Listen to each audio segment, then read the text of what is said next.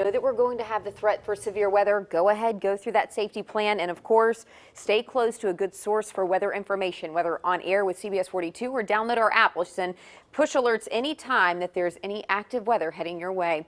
We'll start out with a live look in Hamilton. Reason being, Hamilton could be one of those areas that's hit tomorrow with some stronger storms, and they will be impacted earlier on in the afternoon. So one of the first cities that could see signs of these stronger storms. 62 is the current temperature there, and we are going to continue to see the threat for some stronger storms as we move through Saturday. Here's the setup across the entire deep south. Now you'll notice the bullseye for activity is still Mississippi, West Tennessee, right along that Mississippi River there.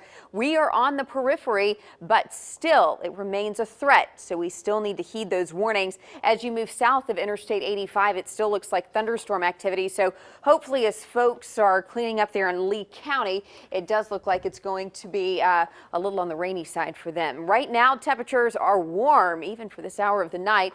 Just one little area, a bit cooler, Gadsden at 54. Elsewhere, low to mid 60s, 62 in Coleman, 67 in Birmingham. Currently tomorrow, low to mid 70s. It's going to feel more like late spring than the end of winter. Technically, we're not out of winter just yet here.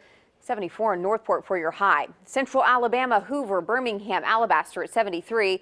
Again, we will see some peaks of sunshine. Tomorrow will not be all gray and gloom, and that's what always makes days like this a little deceiving. You'll start off the day, there's going to be some sunshine, it's going to be dry out there. Temperatures warm nicely, you think, hey, it's a park day. Next thing you know, the sky begins to grow increasingly gray, and then that's when the storms begin rolling in later in the afternoon. Here's a walk through that timing and the highlighted counties that you see here. That's where I think the biggest danger will lie. That's where a lot of the ingredients are lining up and the dynamics will be most in play for severe weather potential. So between about sunrise and 11 a.m., not a whole lot going on. May see a rogue shower here and there.